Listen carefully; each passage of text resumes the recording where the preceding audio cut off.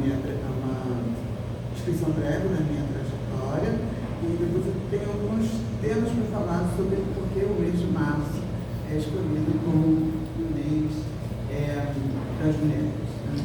Então eu começo a me apresentar, meu nome é Biel Machado, eu sou professora da Universidade do Estado do Rio de Janeiro, do Departamento de Ciências Sociais e Educação, da Faculdade de Educação, da UERJ do Maracanã, e minha formação é em Ciências Sociais, né? Tenho bacharelado em Ciências Sociais, mestrado em Antropologia Social e doutorado em Antropologia Cultural.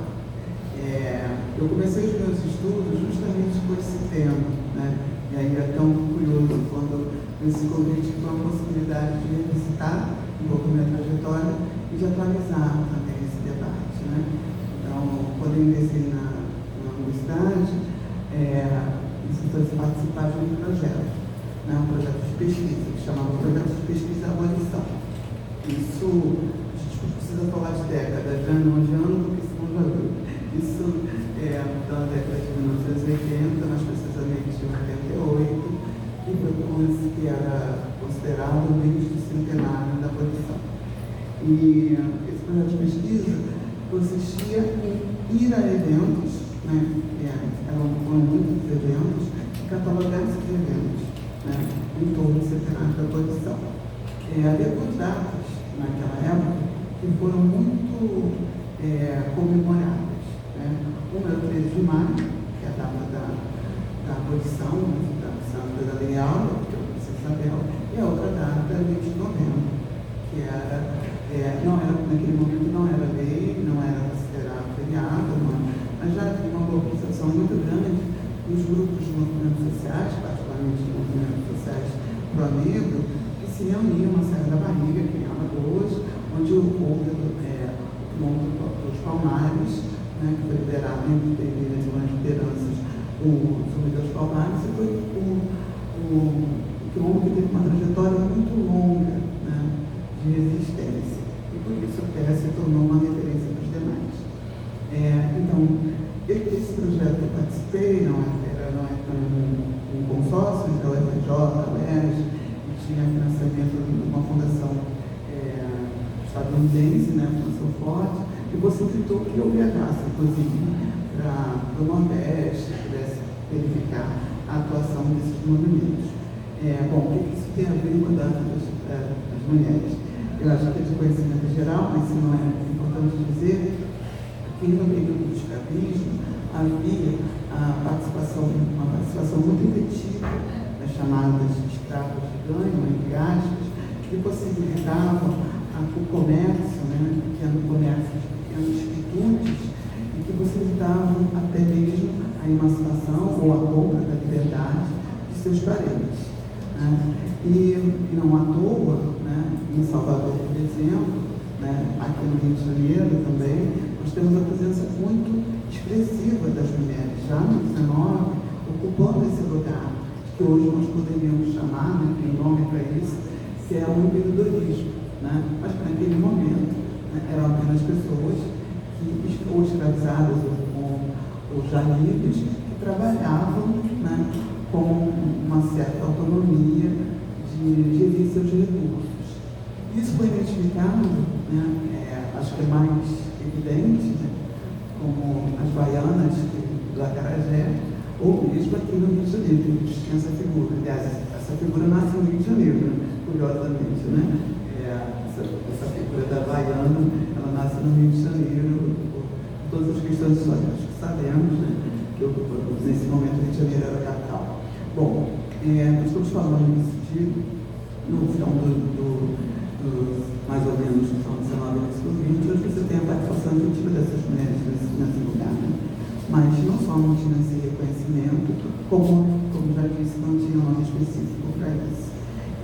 Curiosamente, nesse momento em que fazia essa pesquisa do centenário da abolição, foi possível identificar uma participação muito efetiva, né, feminina, no então blocos afros ou lideranças dos blocos afros, tanto em Salvador quanto aqui no Rio de Janeiro. Né? Em Salvador nós temos o IEAE, que é um dos primeiros bloco abaixo, não o primeiro bloco A, que era organizado, inclusive, por uma, a sua liderança, uma Yamorixá.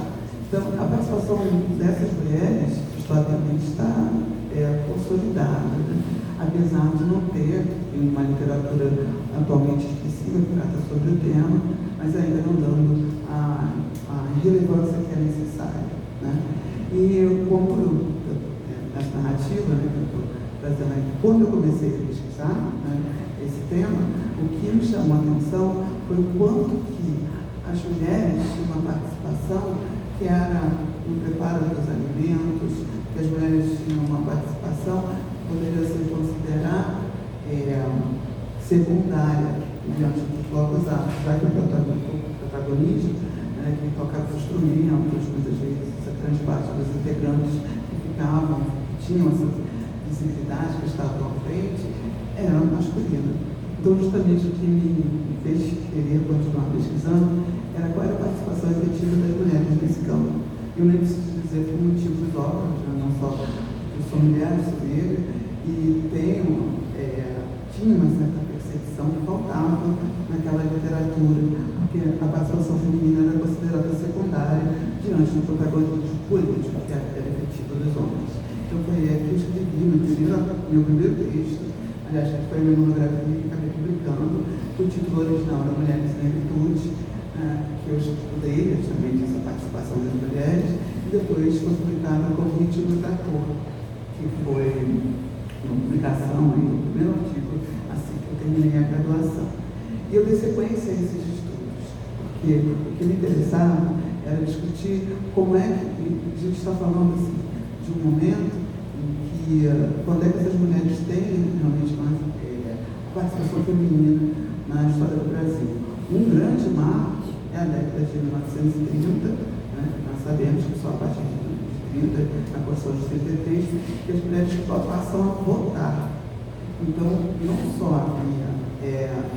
havia esse apagamento da presença na esfera pública das mulheres, como também havia uma proibição efetiva da participação como cidadã, né? E dizendo também que as mulheres, que a gente está falando de que num sistema que é patriarcal e que até nos dias atuais nós temos, né, essa brasileira fortemente ancorada no patriarcado, no que a gente pode chamar no cis-heteropatriarcado, né?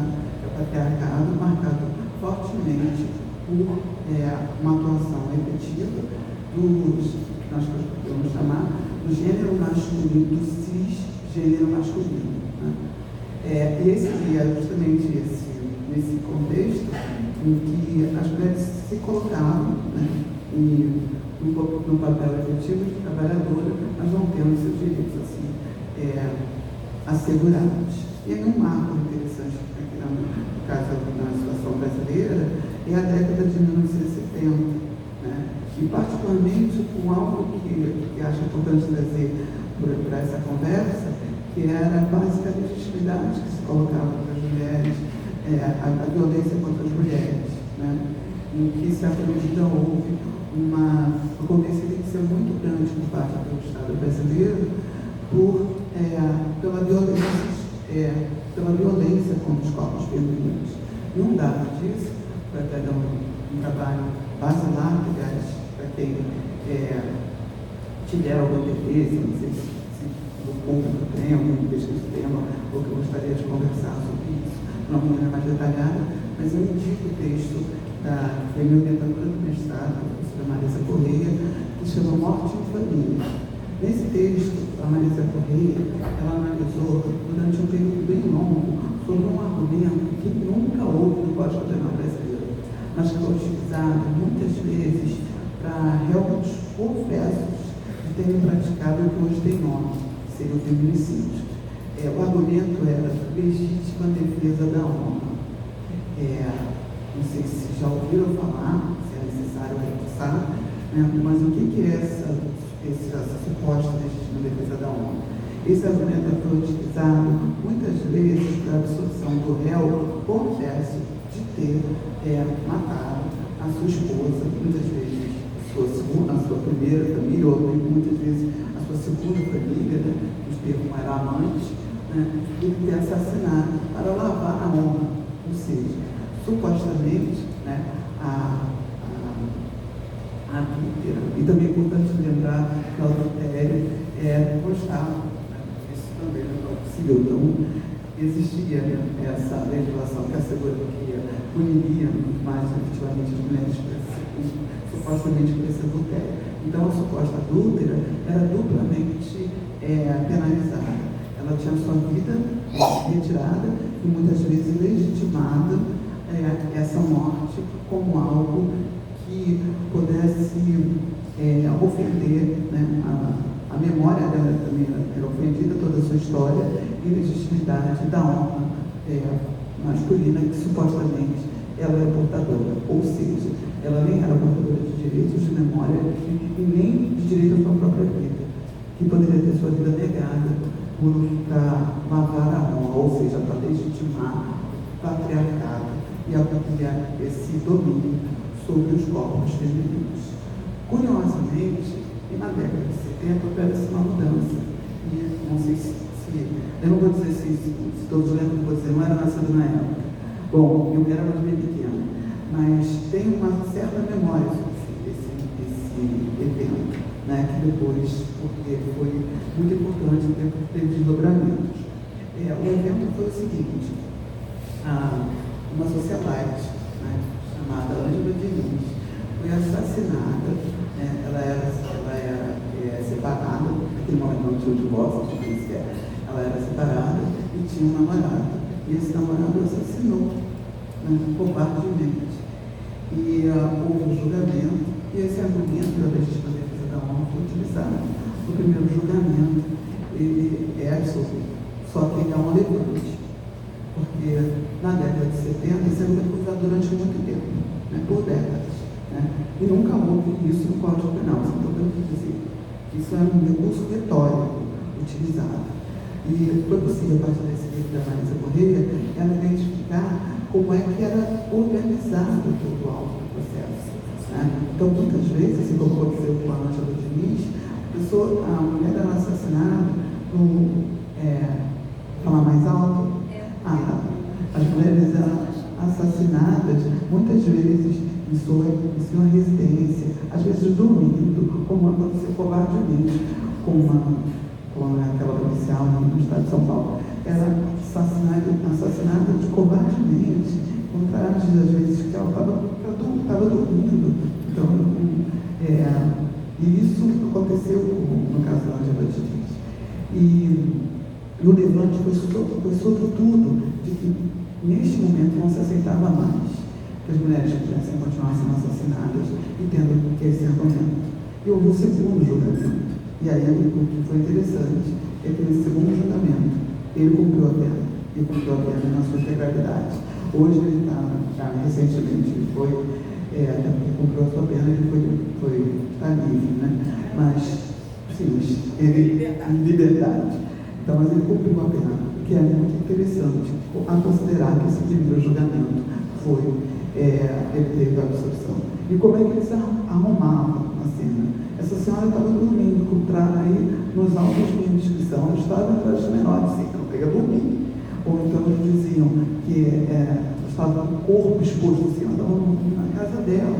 Sim, toda a narrativa, desde os autos, e quando chegava no Tribunal do Júri, né, que é sabido que no caso da presidência da sociedade brasileira só vai Tribunal do Júri, homicídio, tentativa de homicídio, e aí no Tribunal do Júri você tinha só homens. Muitas vezes eles se associavam, né, com o Tribunal de Júri.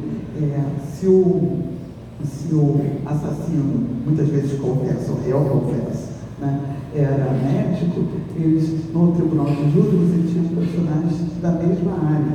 Se ele era um promotor de justiça, um procurador de justiça, no Tribunal de Júri você tinha homens com uma formação semelhante. Então, tudo isso contribuía para quê? Para que houvesse essa associação mais empática com o assassino.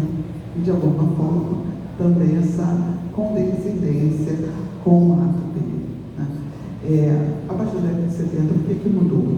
Mudou que a participação feminina no mercado de trabalho não poderia mais ser considerada secundária.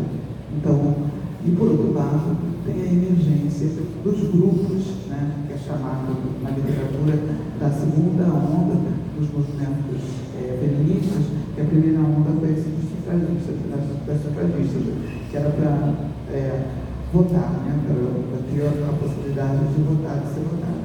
E a segunda é justamente a participação dessas mulheres em grupos, né, considerados muitas vezes grupos feministas, associação femininas ou feministas, que na verdade englobam os direitos das mulheres. Na sequência, nesse momento então, as mulheres não havia divórcio, então passou, a partir da década de 70, já tem divórcio, então possibilita que uma certa possibilita que as mulheres possam de fato ser emancipadas desses relacionamentos, muitas vezes abusivos e antinômicos, e também começa a se questionar também um outro dado de realidade, né, que era a chefia de família e até mesmo o casamento, a obrigatoriedade do casamento com a troca de nomes. Então, as mulheres, quando casadas, elas passavam a adotar o nome do marido e deixavam de ter o nome dos pais. Então, fortemente associada a esse patriarcado, né, que ainda nos dias atuais é aplicado. Só que essa legislação mudou muito, por quê? Pela forte situação das mulheres no mercado de trabalho e, consequentemente, nas associações civis em prol dos seus direitos. Então, agora não só reconhecer que as mulheres têm direito, e no momento atual, não é só o direito, né? É também o protagonismo da história, que por vezes foi assim retirado. No momento posterior, na década de 80, nós temos a concentração de alguns direitos, e atualmente, o que nós temos muito recentemente, né? O que nós temos? O feminicídio, né? Como tendo uma legislação específica, em Maria da Penha, e essas questões associadas à violência contra a mulher. E também, durante muito tempo, não necessariamente está falando da questão somente do homicídio, né? mas de outros tipos de violências patrimoniais, violências psicológicas, com as quais eram legitimadas no interior das famílias. E tinha até um ditado popular que durante muito tempo foi acionado em brigas de marido e mulher no Sinete Mulher. E que se entender por que esse ditado é tão assim. Porque a ideia era que as mulheres não tinham autonomia, não tinham protagonismo, nem eram donas das suas próprias vidas. Então, de alguma forma, era uma legitimação dessa posse, né, do homem sobre a mulher.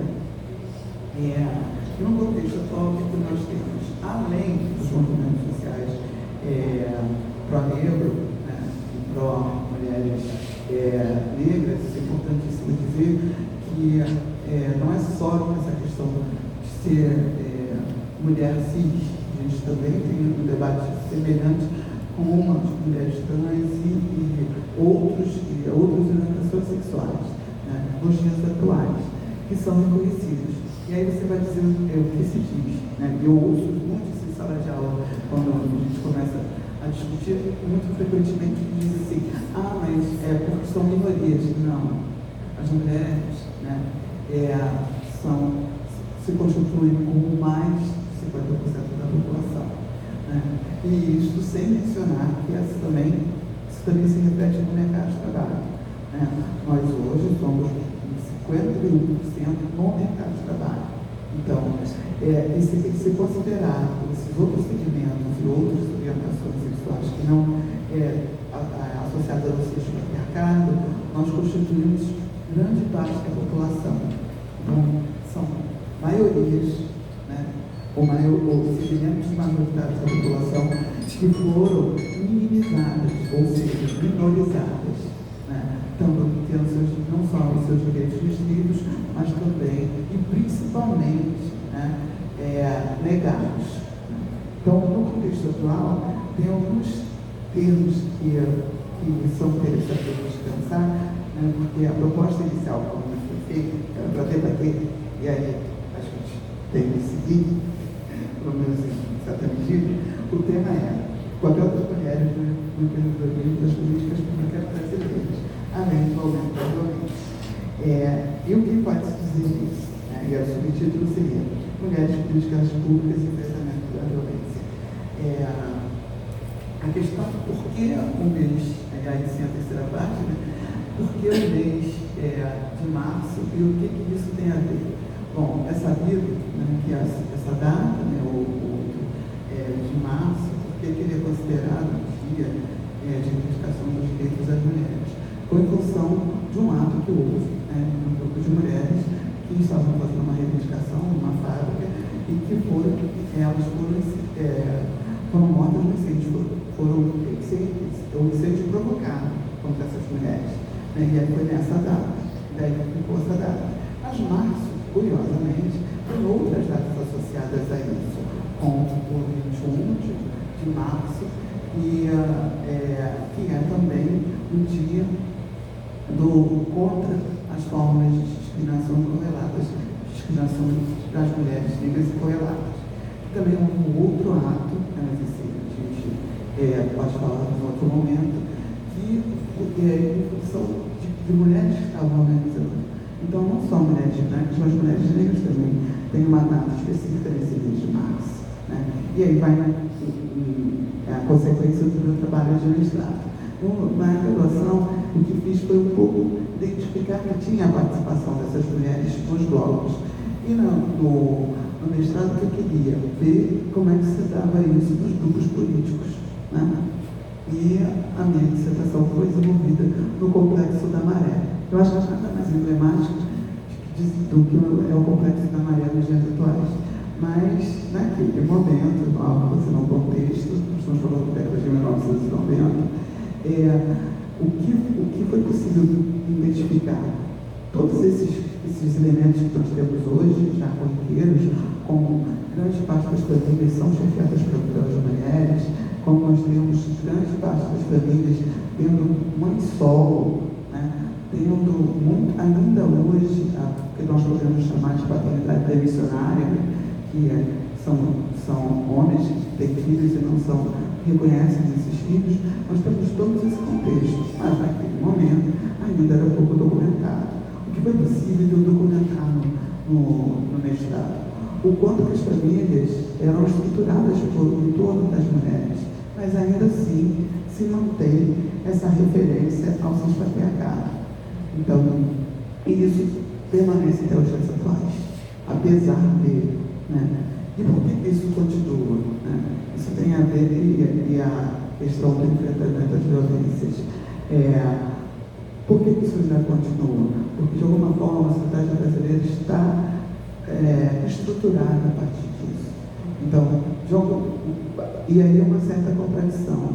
Em nenhum momento da história, as famílias brasileiras tiveram esse formato com uma chefia ou um homem, né, à frente, porque se tinha um contexto do senhor de engenho, né, que tinha como referência, mas a maior parte das pessoas, as famílias organizadas, elas não eram legitimadas pela figura desse homem, né? Na verdade, isso é um sistema, né, que estrutura a sociedade brasileira, que se torna como referência, apesar de a maioria das famílias, a maioria das organizações domésticas, a maioria das moradias não tem essa configuração, mas elas permanecem como algo ainda a ser como ideal.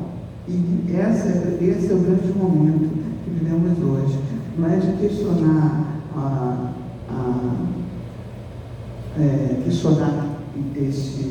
o cispatriarcado, é de dizer o quanto ele nunca se sustentou, né, na maioria das organizações, e quanto que a própria manutenção dessa ideia, ela se coloca como uma forma de violência, porque retira o protagonismo de outras formas de organização que são a maior parte da sociedade brasileira.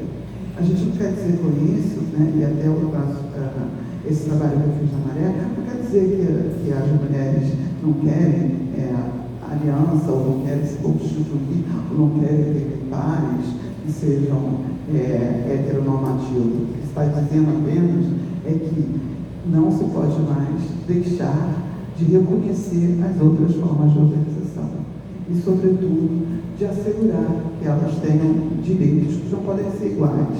A gente tem que ter direitos reparatórios, a gente tem que ter mais direitos. porque, de alguma forma, ter uma reparação histórica de todo o período que esses direitos foram negados. E, na consequência, na sequência da minha trajetória acadêmica, eu pude entender exatamente isso, da importância de ter políticas específicas para segmentos historicamente discriminados e que tiveram durante muito tempo não só os seus direitos, mas as suas vidas, suas trajetórias, a sua percepção na história negados. Então, esse é o momento que nós temos essa virada de chave. A emancipação feminina, ela se constitui como um dado nos últimos, nem falo do último século, eu falo dos últimos séculos. A gente tem essa constituição. E a gente pode pensar até que toda a história da humanidade está voltada, que tem efetivamente um lugar das mulheres que não é só da reprodução física. Nós estamos falando de outras reproduções. E esse é justamente isso que se faz tão importante refletir e descortinar nos dias atuais. Só a título de ilustração, que eu comecei falando, lá no século XIX, nos dias atuais, onde a gente pode perceber, sabemos que a participação das mulheres no mercado de trabalho já está dada, a formação nas universidades, as mulheres têm uma formação muito maior do que os homens. Mas por que ainda precisamos refletir sobre isso? Porque quando vai falar de cargos de chefia, quando vai falar de cargos de direção, quando vai falar de salários, as mulheres recebem menos, às vezes na mesma função. Então, tem um cenário ainda que precisa ser identificado. E um em particular chama a atenção, que é esse do empreendedorismo. Como eu já comecei falando, se a gente for considerar desde as primeiras ações das fitoteiras, está presente na nossa história de maneira efetiva. Sobre o empreendedorismo feminino, sobre o empreendedorismo de uma maneira geral. Hoje, nos dados tanto do IBGE, SEBRAE-RJ, 51% da população brasileira em idade ativa é constituída por mulheres. Desses, 34% apenas são donas de negócio.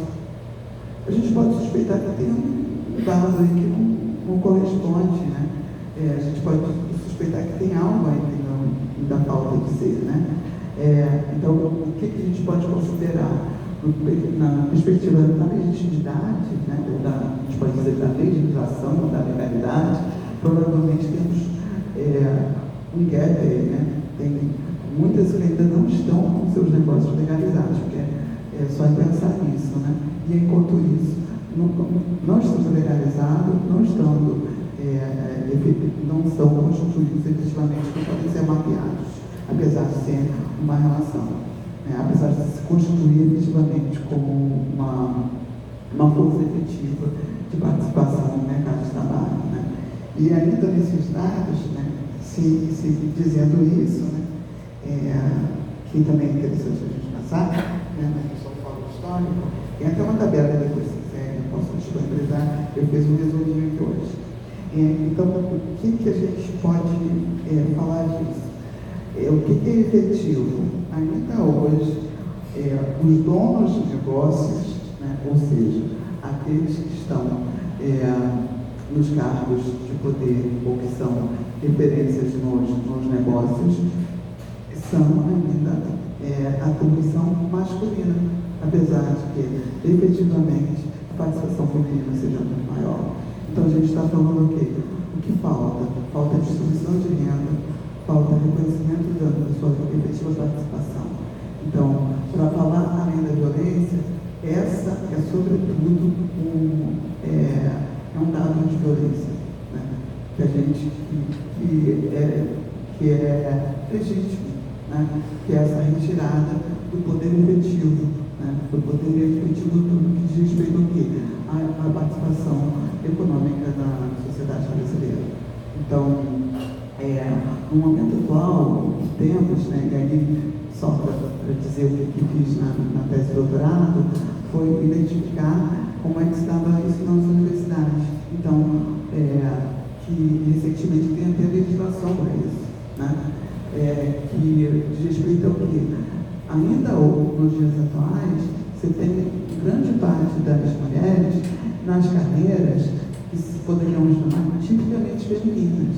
Quais seriam essas? Do magistério, dos cuidados, do serviço social. Enquanto tem os cursos de ciência, de alta tecnologia, de ciência, que tem uma participação ainda hoje reduzida das mulheres.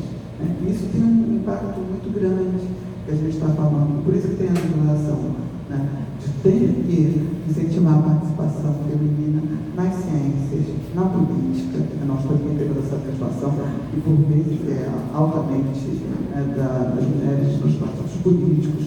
Toda essa legislação contemporânea que tem que dar conta disso, de formular políticas que sejam não somente de igualdade de direitos, mas sim de reparação de direitos. De direitos de mulheres que durante o seu período histórico foram negligenciadas. Fica ainda só para ilustrar, porque não dá para a gente aprofundar, nesse estudo, o que eu gostei? Que os termos de empreendedorismo, feminicídio, todos esses termos que hoje têm nome, eles dão conta de como, durante muito tempo, questões que seriam republicanas, ou seja, direito à cidadania, à vida, ao patrimônio, que isso deveria ser um direito universal, considerando que são princípios republicanos, eles foram negados às mulheres. Então, ter esses termos agora é uma possibilidade não só de promover, ou de assegurar, mas principalmente de reconhecer. Reconhecer esses dados históricos que durante muito tempo foi negligenciado. Então, nos dias atuais, não cabe legítima defesa da ONU, porque simplesmente não temos como legitimar que todos nós, cada um de nós, como cidadão, é portador da sua própria ONU, e não é uma atribuição que deve ser colocada na mão de outros. E isso também serve para todos os outros princípios a isso associados. Então, o mês de março tem essa referência, e é importante que se tenha, mas não é para ficar restrito ao mês de março. Então, esses são os desdobramentos que se quer, o que queremos, é que não fique presa essa agência a uma data específica, mas que seja assim, reconhecido como direito republicano. Não é uma questão puramente das mulheres, é uma questão de formação do Estado, é uma questão republicana, é uma questão que é fundamental para assegurar a democracia participativa, e de alguma maneira se pensar no presente e futuro do que se quer para a sociedade brasileira como um todo. Então, não é apenas colocar numa agenda que num mês específico vamos fazer uma série de eventos e constatar que, de alguma forma, constatar essas questões que já são de conhecimento. O que se quer é que isso seja colocado em pauta em outras agendas. Então, não é só falar de combate à violência, que também falar, mas é falar também da necessidade do aumento da participação feminina nas ciências, nos cargos de liderança, a redistribuição na participação redistributiva e, sobretudo, na formação do presente e do futuro da sociedade brasileira.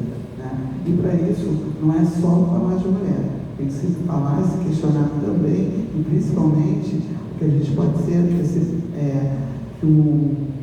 ser mais empático, nesse sentido, que os homens, que o gênero masculino, seja mais empático com essa agenda, porque é também para assegurar a si mesmo. A gente pensar que assegurando os direitos femininos, a gente está assegurando a possibilidade de ter uma sociedade brasileira com maior participação de todos os segmentos, reconhecidamente da esfera pública, que é esse dado que pode ser modificado. E se nós tivéssemos todos os segmentos com a participação mais efetiva na esfera pública, já sabemos que na esfera privada isso já ocorre. Já sabemos que, mas tendo esse reconhecimento das esferas de poder, nós estamos assegurando que a sociedade brasileira pode ser um pouco mais democrática nas suas participações. Então, esse é das conversas, eu gostaria até de ter o feedback, se tem algumas questões pontuais, e se tem alguns lugares que eu possa dizer. Né? No que diz respeito às minhas pesquisas, atualmente, eu estou trabalhando um protocolo de quilombolas. E aí, o que é curioso para você ver? Né? Lembra que eu comecei contando lá em 88 quilombo dos estudos escolares. Não é à toa que, normalmente, nessas associações, né, nessas associações quilombolas, grande parte da participação efetiva é de mulheres. E aí, somente para... E como essas violências continuam ocorrendo nos corpos femininos, né? E, se não mais para a legítima defesa da honra, mas sim para inibir o protagonismo dessas mulheres, né? E de sua efetiva emancipação. Só para lembrar, recentemente, até o caso da mãe Bernadette, né? Líder quilombola que foi assassinada. Né? Então, a legitimação desses segmentos que não são, que foram minorizados, né, como os quilombolas, indígenas, os grupos LGBTQIA+, todos esses que foram, de alguma maneira, não tiveram os seus direitos negados, que são reconhecidos, ainda continuam sendo vítimas de violência, mesmo não sendo legitimados, né? Mas ainda assim, para inibir, sim, hoje o seu protagonismo, entender que isso é um dado de realidade mesmo nos dias atuais. Então, me ocorre falar da liderança dessas mulheres em outras agências, em outras agendas, né? E daí até essa referência recente ao assassinato da mãe Bernadette. Então, mesmo não sendo tendo mais assim, todos esses termos que eu falei, e tendo esses novos termos que nós estamos construindo, ainda somos e precisamos falar dessa agenda. Em linhas gerais era isso, espero ter contemplado o tema e me coloco à disposição para dúvidas pontuais.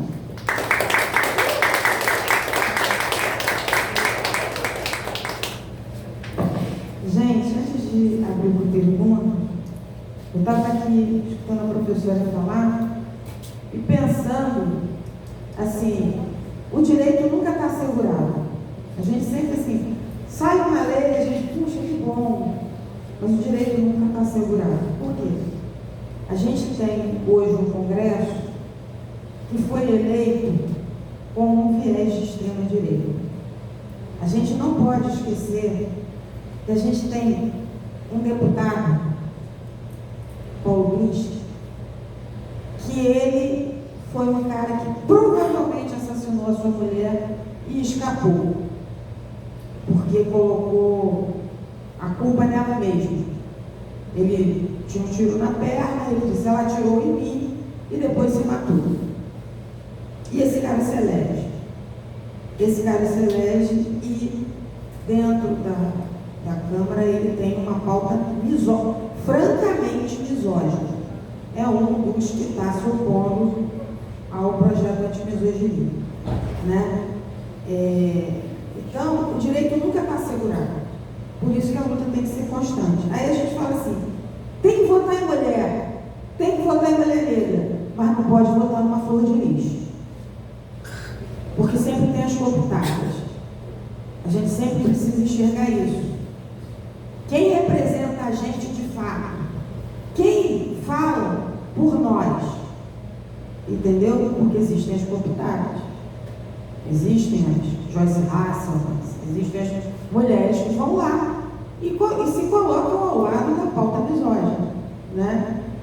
Ela falou interessante do mercado de trabalho, 52%, 51 e pouco, 52% mulheres, menos de 30% gerentes.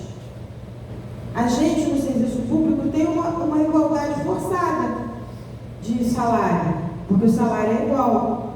Porém, a gente tem uma coisa chamada avaliação. Se você puder olhar a avaliação da sua equipe, você vai ver que o homem chega lá no 100% muito mais rápido do que a mulher. Que a mulher tem obrigações de casa, ela tem obrigação, o cara sempre vai tirar, teu gerente sempre vai tirar um pouquinho de você mais do que ele tira do homem. Eu vou contar uma história de um trabalho que eu tive anterior, para vocês entenderem o que é a diferença entre homens e mulheres no mercado de trabalho. Trabalho com criatividade. né? Antes daqui eu trabalhei num lugar chamado Multirio, que era de educação, voltado para a educação. Você conhece, né, professor?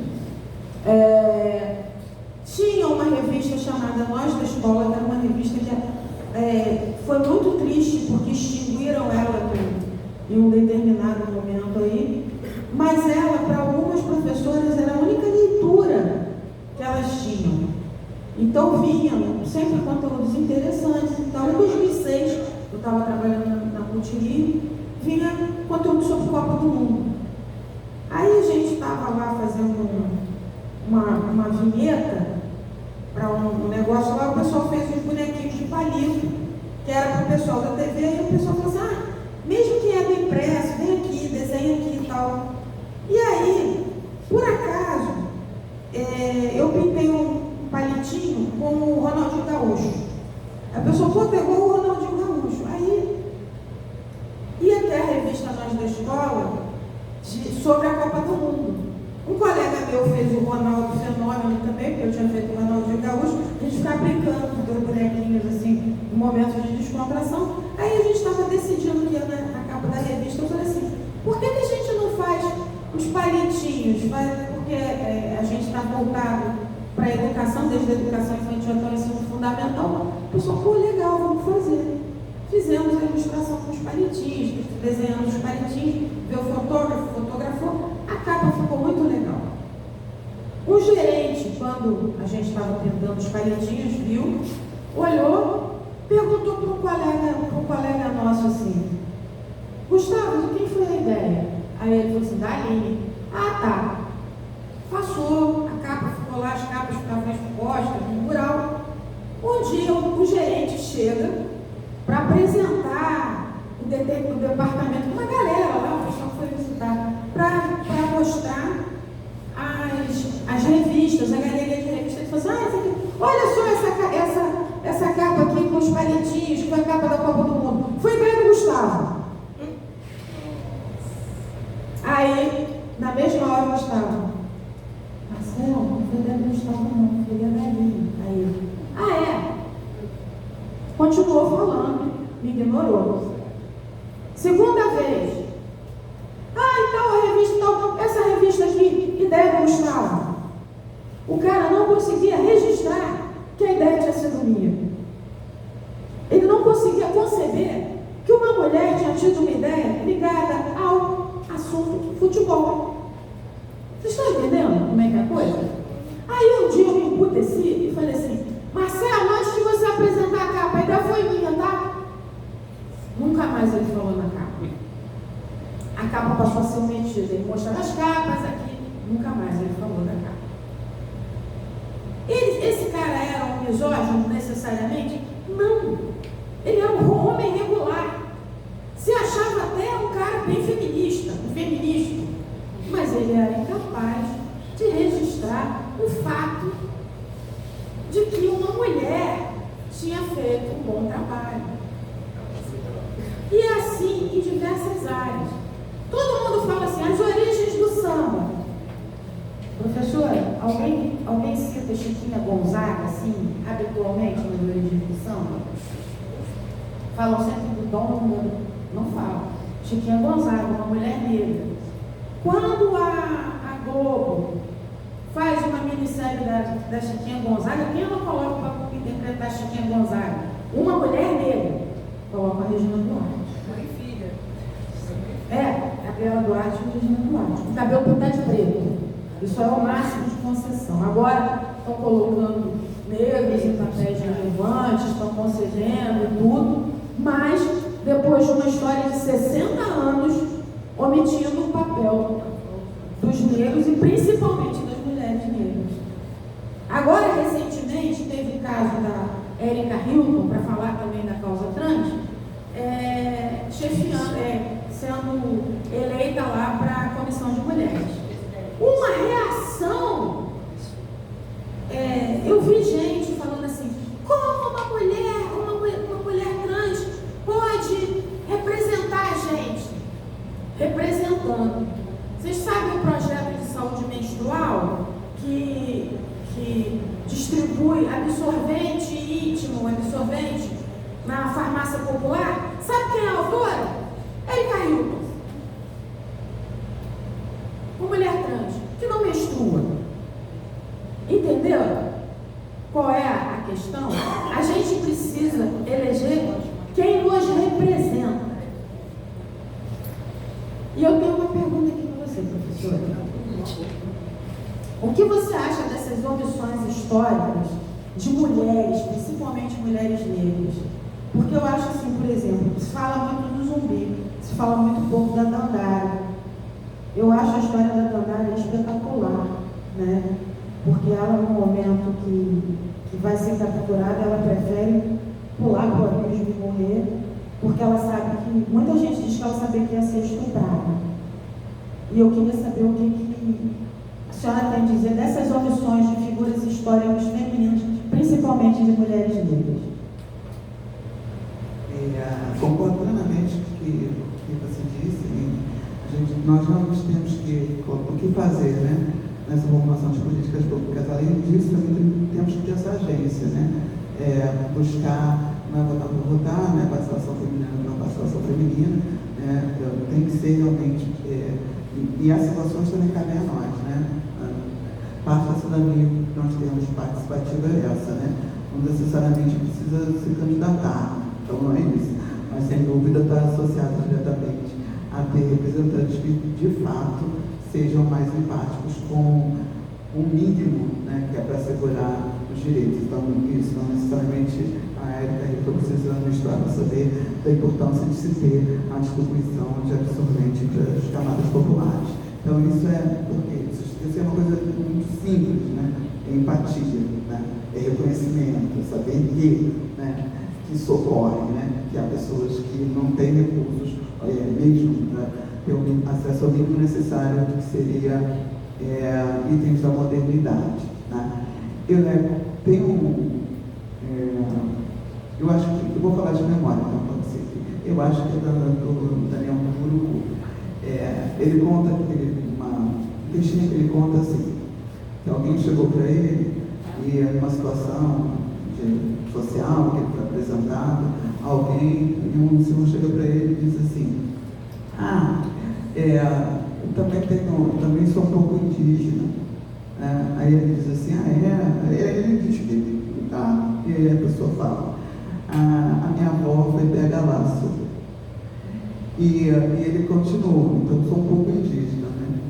E o que o Daniel Maduro vai falar isso? Essa expressão, não sei se é corriqueira, aqui eu acho que mais ou menos, né? Vocês já ouviram falar? Alguém aqui tem uma avó pega laço? O que isso significa? Né? Ela é a legitimidade de estuprar, né? De estuprar e violentar, de tomar posse de corpos negros e indígenas. Então, de alguma forma, é aquela história daquilo que comecei dizendo, né? Não tem como negar a participação feminina na formação histórica brasileira. O que se faz é qual lugar que se dá. Né? Então, se omite, né, a importância e se legitima as violências. Então, de alguma medida, tem um lugar sim. Tá? Então, assim, como você disse, se a Dandara teve essa história não reconhecida, a gente não sei, ou falando uma generalização, aí você vai dizer, não, eu já não sou assim. Mas na minha geração de idade, a gente via Tito Pica-Pau Amarelo e tinha lá a figura da Dona Benta. Então, não é que as mulheres não estivessem sendo reconhecidas.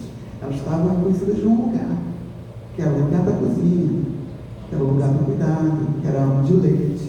Né? O que na verdade não é o reconhecimento da importância política e ideológica na formação da sociedade brasileira.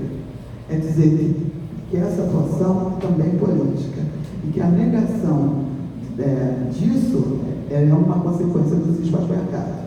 Então, e isso se reproduz também em outros grupos. Eu não quero dizer que isso é muito simples, né? Não é porque é um homem negro que não vai deixar de reproduzir o cis-heteropatriarcado, né? Apesar de sofrer violência consequência do racismo. E não é porque, novamente, se é mulher, ou mesmo mulher branca, ou mulher negra, que vai reconhecer que está legitimando, né? Tem uma piada que é corrente, né? Que é dizendo assim: quem cria o homem machista? Quem cria os filhos? Então, é uma responsabilização que tem que ser minimamente compartilhada. E a gente sabe muito bem, como consequência histórica, que por vezes aquele que tem os seus direitos retirados faz aliança com a dominação, até por uma questão de sobrevivência. Então, essas estratégias foram durante muito tempo não só aceitas como corriqueiras, né? Não raro é isso, né? E aí, você contou uma história, eu vou contar uma história doméstica minha. Tem um momento da minha vida, não mais, nos dias atuais, que eu tinha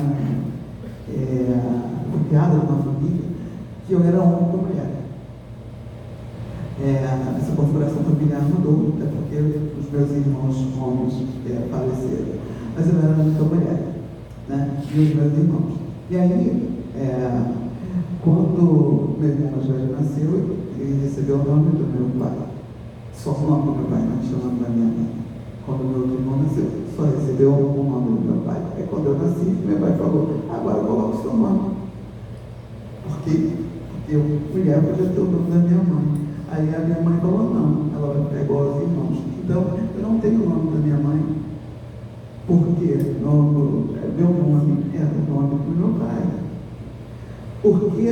Porque foi uma estratégia dele, de alguma medida, de dizer: eu dou uma concessão para ter o nome para ela, eu sou mulher.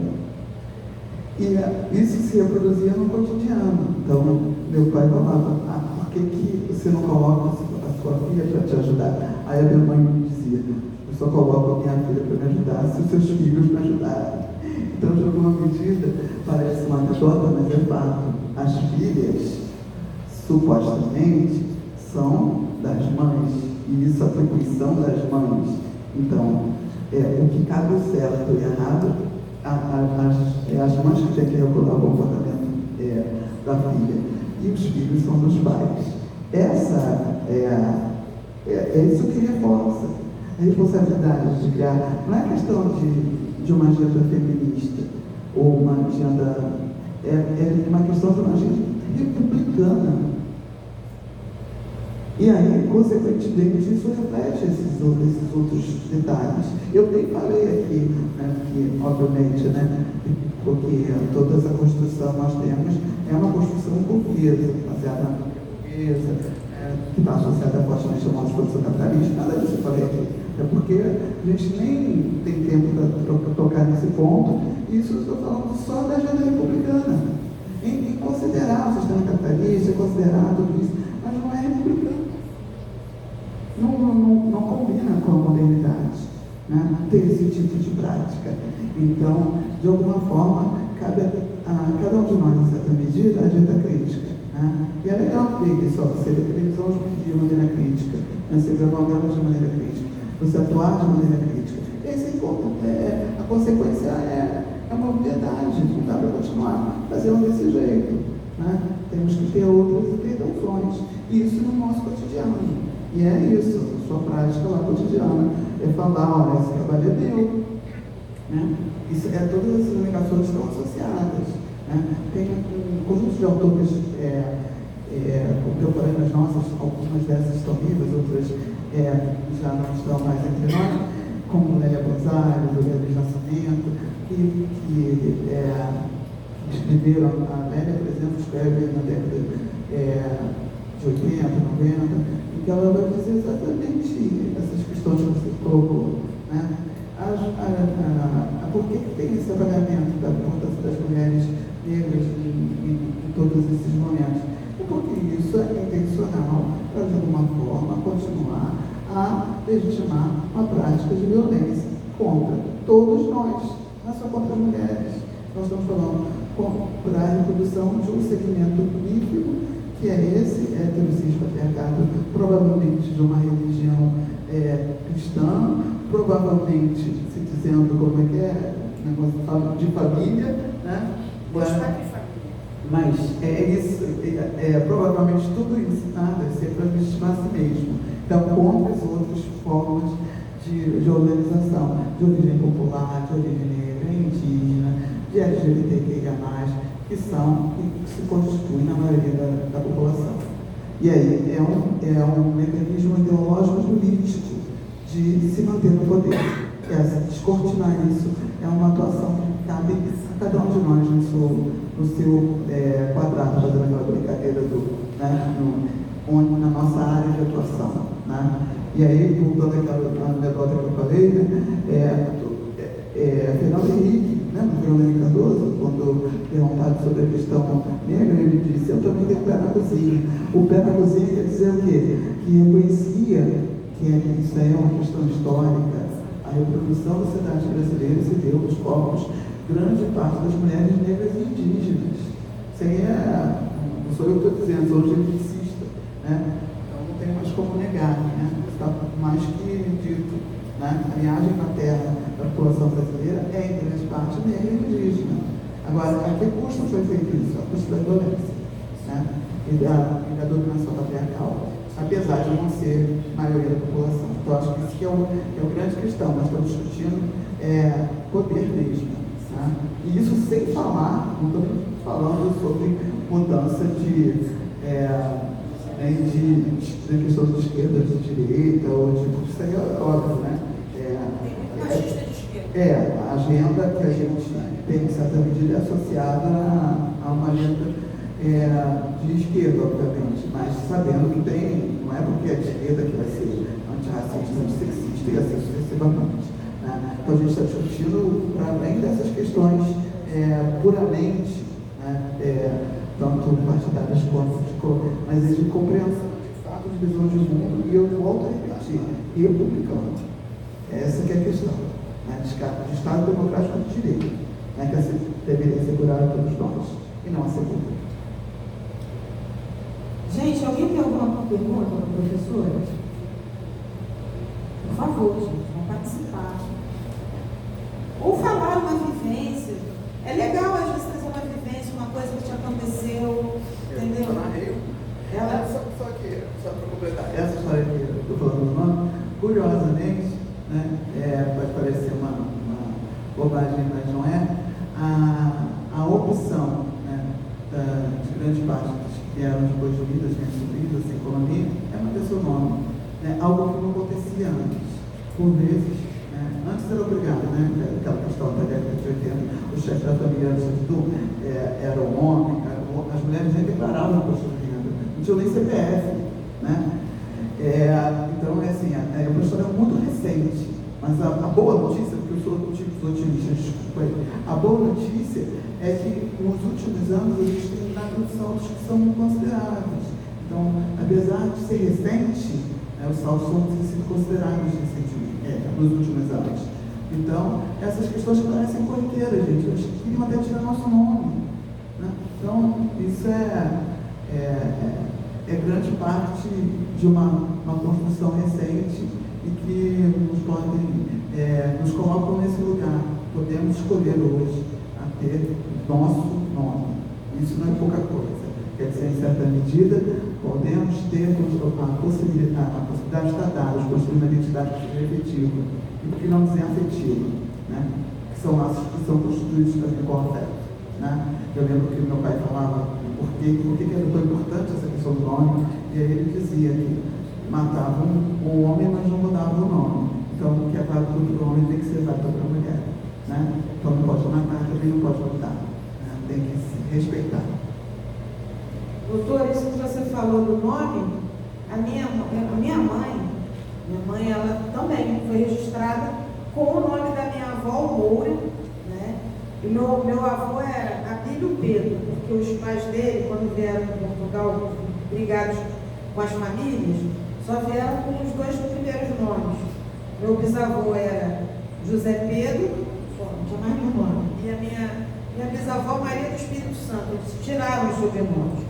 Entraram no Brasil, país novo, vida nova.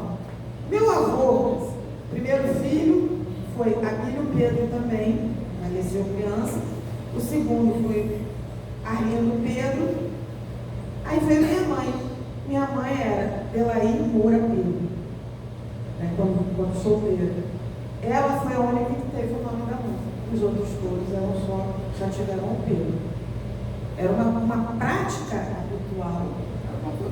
Não, e assim, fora isso, o meu avô, quando meus pais casaram, em 66, meu avô, antes de dar a mão da minha mãe para o meu pai, ele fez o meu pai prometer que minha mãe jamais trabalharia fora. Jamais. Ela nunca vai precisar trabalhar fora.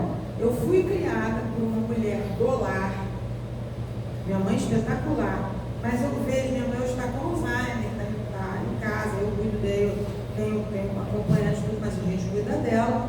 Mas eu vejo que a minha mãe teria sido uma grande professora, uma grande psicóloga, uma grande, até assim, das ciências humanas, tá? Podia ter sido uma socióloga, porque ela tinha uma ideia de relações humanas, uma capacidade de ver, e que era embotada, ela acreditava que ela não era inteligente.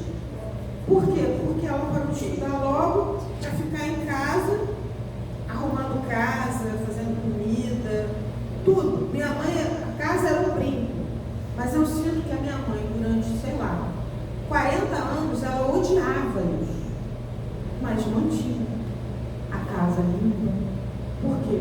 Por causa da questão da obrigação doméstica, a questão da obrigação do lar ser uma obrigação da mulher, né? Na minha casa não tem isso não. Meu marido arruma a casa, a gente divide as coisas, divide tarefa, porque uma vez uma colega minha me perguntou assim, o seu marido te ajuda? Eu falei assim, não, ele age como alguém que mora na casa. Ele divide tarefa. Não é isso, doutor? É no mínimo, né? Se come, cozinha, né? Se suja, lava, né? É o mínimo, né? As pessoas, eu volto a dizer, para mim isso é muito republicano. Vai esperar que vai ter uma figura de alguém que vai limpar, lavar e cozinhar para você, e geralmente quem é essa figura, né? É essa questão, vai continuar com essa ideia de que essa atribuição supostamente é associada a uma geralmente mulher negra ou mestiça, enfim, acho que é isso, né? No mínimo quem lava, se você come, é a consequência que você tem que cozinhar. E eu logo volto a dizer, para mim, isso é um princípio republicano, né? De minimamente ter consciência de que da importância que tem todo qualquer trabalho no mundo contemporâneo. Gente, por favor, participem.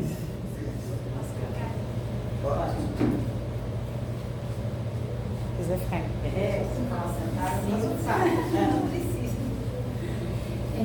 Professora, então, recentemente eu, no trem, pude ouvir uma conversa entre homens que eles estavam falando de um fato de que no bar tinha um casal, ela discutiu com ele, o agrediu verbalmente, e eles justificaram a atitude dela, por isso que ele chegou em casa e bateu nela. Ela devia ter ficado quieta.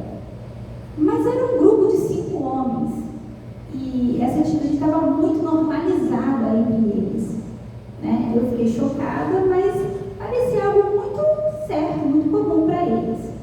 E aproveitando que a senhora é otimista, quais seriam os pilares para a gente poder combater essa violência? Onde estariam os pilares da estratégia que a senhora pensa para o futuro?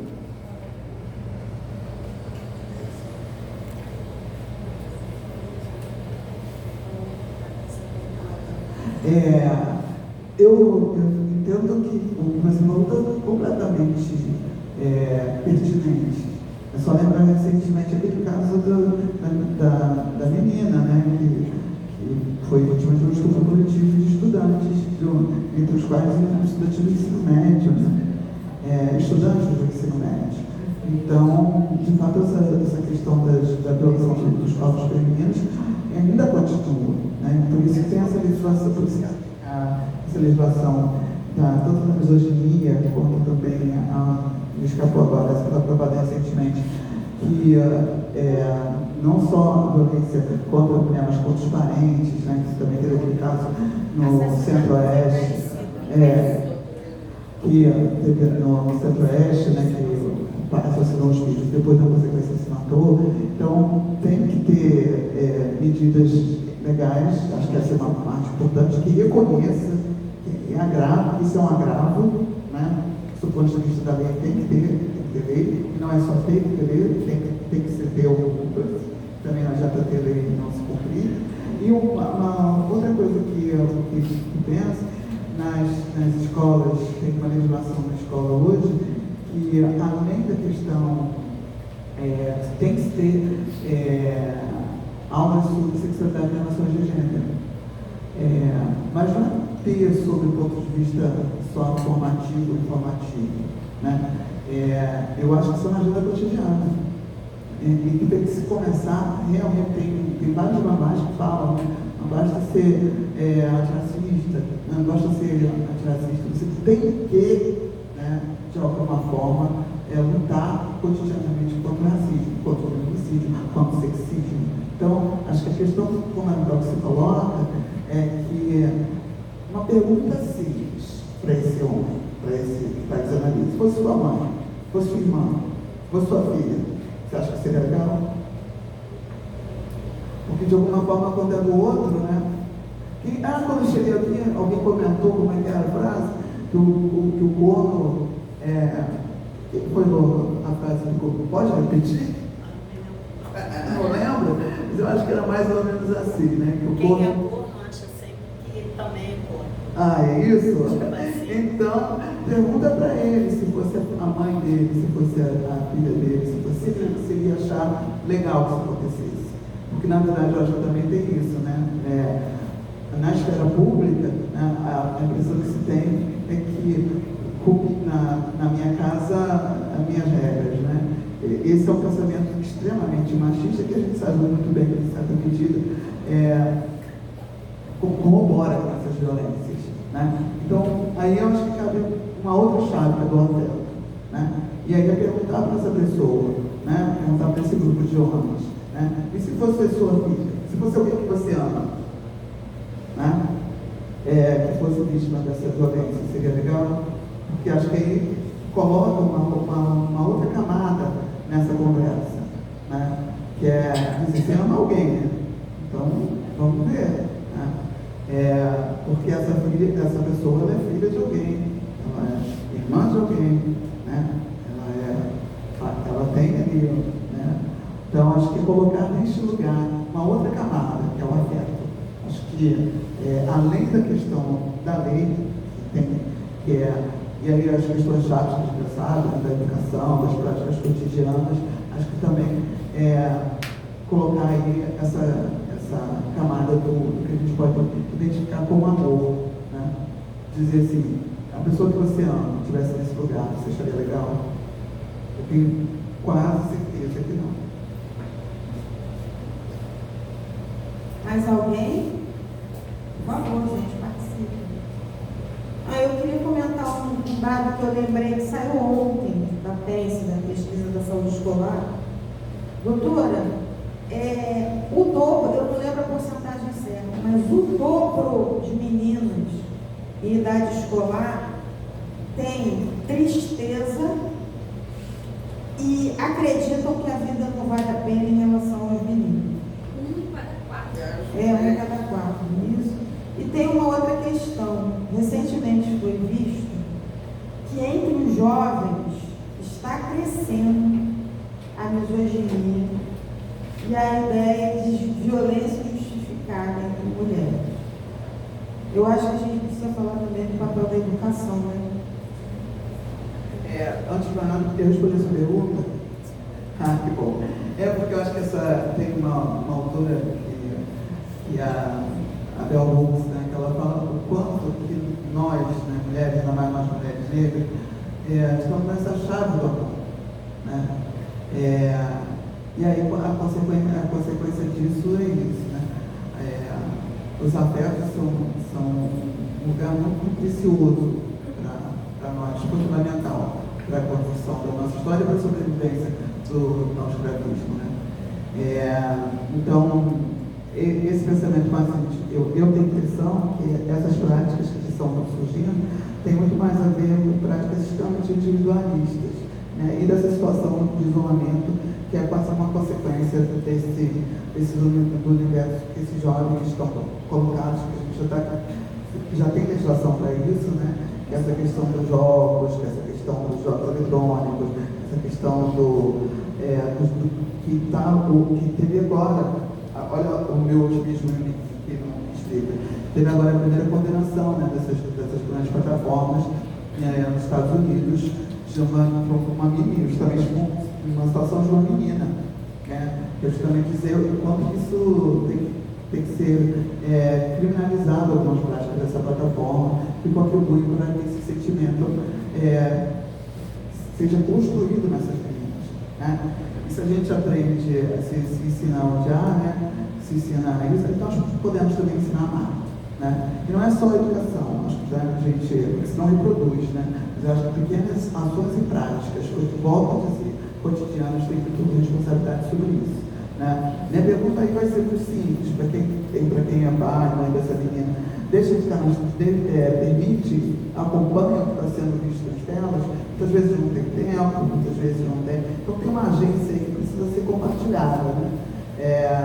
Porque isso é consequência dessa associação, dessa falta de sociabilidade com mais real, né? E quase e só tirar foto como se for com filtro, essas coisas todas, e coloca essa perfeição no mundo digital, enquanto que o mundo real sabemos como é.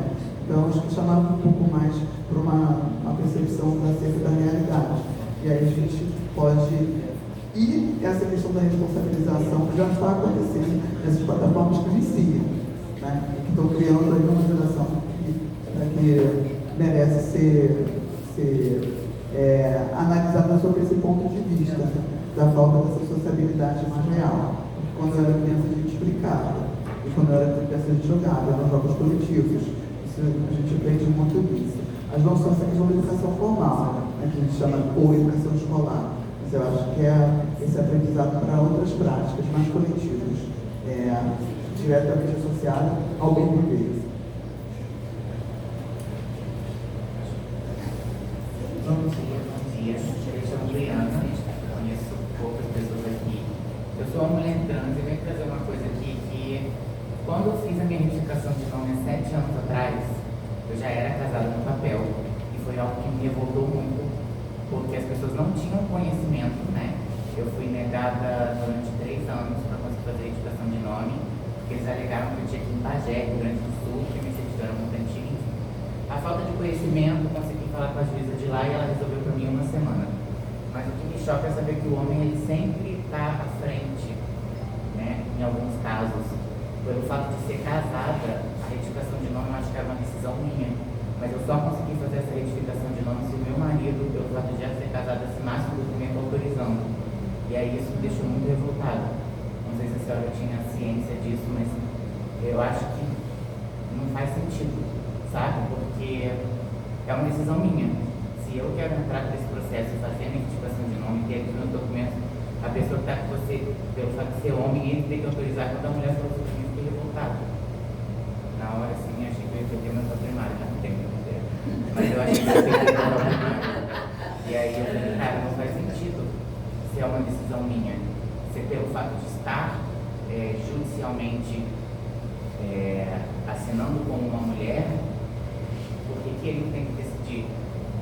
Não porque eu também era homem biologicamente antes falando, que eu fosse mais importante que isso, mas isso é uma decisão independente de gênero, né? E aí isso me deixou bem chocada, judicialmente falando.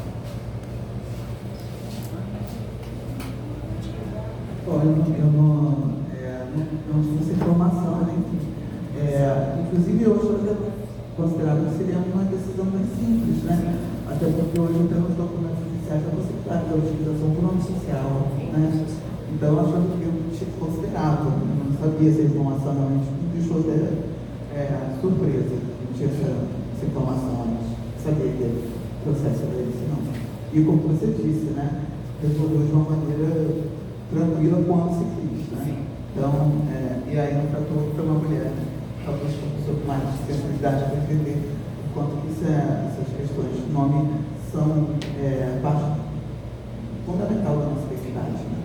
E tem que ser, eu considero, tem que ser individual mesmo. Não sabia, não tinha essa informação. E não pesquiso, não acompanho esse tema de assim, tão de perto. Gente, mais alguém? Estou me impressionando por falar. Não, você tem que falar. Sem pressão. Sem pressão, sem pressão. Não, eu vou pressionar sim, fala. Bom dia, gente. É porque eu tô com um pouquinho de sono, tô um pouco devagar. Achei maravilhosa a fala, né, da nossa querida. Eu também sou uma pessoa trans, então já vai no embalo aqui, né? No meu caso, eu sou uma pessoa não binária, né? Porém, eu vivo na pele a mulheridade. Né? Eu acho muito importante a gente destacar aqui que ser mulher não é você nascer no corpo biologicamente feminino. É uma experiência social de gênero. Né? Então, quando a gente fala de Erika Hilton, né, e demais pessoas assim, falando sobre mulheridade, a gente não está falando da exclusividade cis. Até porque muitos corpos cis, mulheres cis, que não menstruam, não têm útero, enfim. Né? E isso não invalida como mulher, certo? Tem pessoas que, por exemplo, têm questões intersexo, como a Ana Polarosi, que ela é intersexo, ela tem um cromossomo masculino e ela é uma mulher. Então, a mulheridade, né, o entendimento hoje eu vejo de mulheridade, é muito o entendimento social que as mulheres diversas constroem. No meu caso, eu nasci designada uma mulher, mas eu não sou uma mulher hoje em dia. Porém, eu sempre falo assim, né, com os meus amigos, que eu sou uma mulher também hoje, porque eu participo das lutas, eu ainda faço a promoção, né, sou uma pessoa feminista, né, porém, mesmo estando em transição de gênero, né, no processo de hormonização e utilizando pronomes masculinos, eu acho muito curioso quando a pessoa chega para mim e fala, tá, mas como é que eu vou adivinhar que você não é uma mulher? Eu falo, mas eu não estou pedindo para me adivinhar, eu estou pedindo para que você respeite, está tudo certo, e obrigado, me chamando masculino, tudo certo. Só que eu acho muito curioso esse incômodo com eu decidir o que eu quero. E no caso, né, dela foi uma questão assim, na verdade assim, horrível, né, de ter que pedir autorização. No meu caso, quando eu alterei o nome, foi difícil porque eu tirar o nome do feminino para qualquer outra coisa, já ao contrário, foi assim, como assim você vai ter algo diferente do feminino? Porque o feminino ele já é considerado algo inferior, inferiorizado. Beleza, você quer masculino, você vai subir a cadeia, como assim você vai fazer isso? Então, eu percebo que quando a gente vai falar de Dia das Mulheres, a gente tem que falar de mulheridade, a gente tem que falar de diversidade. Né? Por mais que eu hoje não me reconheça no gênero já retificado, graças a Deus, como mulher, eu não vejo por que ter ódio e aversão a isso, a minha história, a quem eu fui, ao meu sexo que eu fiz ainda. Eu tenho muito orgulho de ter nascido no sexo feminino, pela luta que a gente tem história, sabe? E eu vejo cada vez mais esses movimentos crescendo, né? E com necessidade, porque tem muitos movimentos aí, Red Pill, né? Os movimentos aí misóginos que estão crescendo cada vez mais, né? Então, assim, pelo menos o que eu posso dizer dentro da comunidade trans não binária é que está tendo uma luta muito grande, né? A favor das mulheres, e que pessoas não binárias, elas não querem, não quero ser lido só como mulher. A gente só quer respeito. A gente só quer respeito e a gente quer que as pessoas entendam que a escolha do nome a gente pode escolher quando quiser, a gente pode trocar quando quiser, a gente pode ser o que a gente quiser, mulheres trans, homens trans, transmasculinos, enfim, não importa. O direito de ser e a liberdade da diversidade tem que existir dentro da mulheridade autônoma. Para mim, é sobre isso.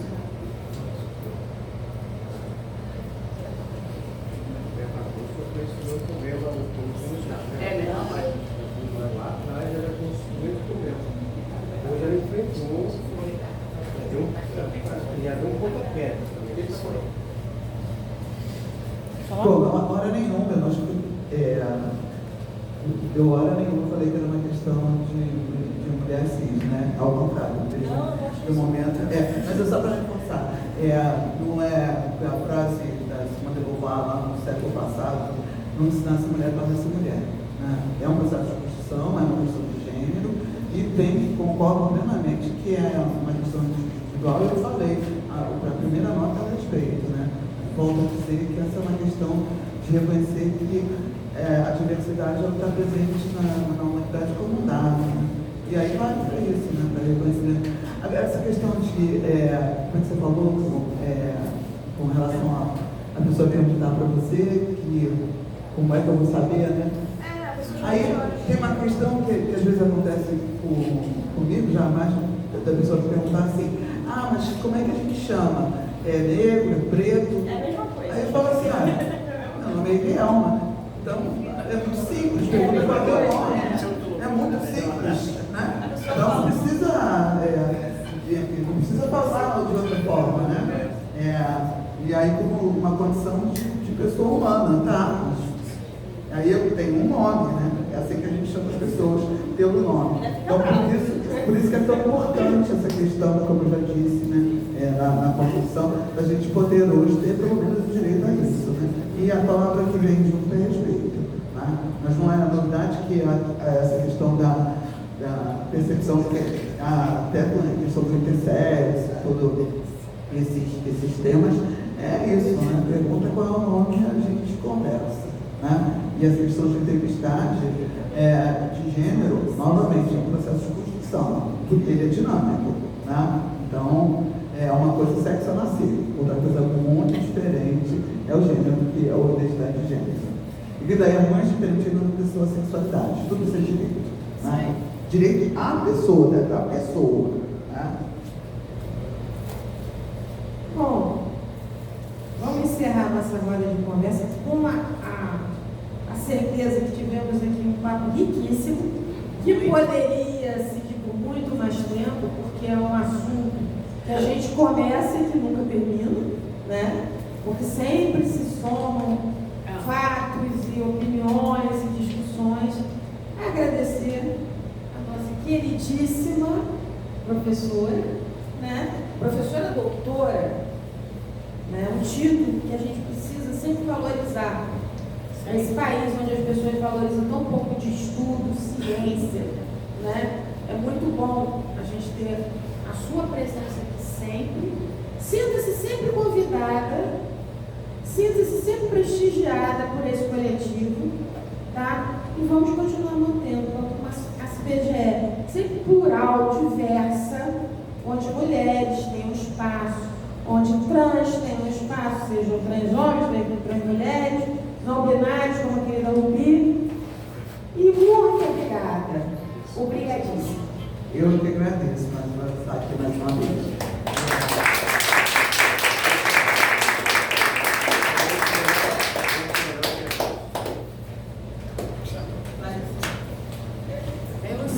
Você vai falar agora. Olha, vice-presidente. Oi, gente. Bom dia. Agradeço a presença de todos. Teve muita gente, muito aposentada, foi convidada, mas não estava disponível, porque eu acho que se aposenta agora.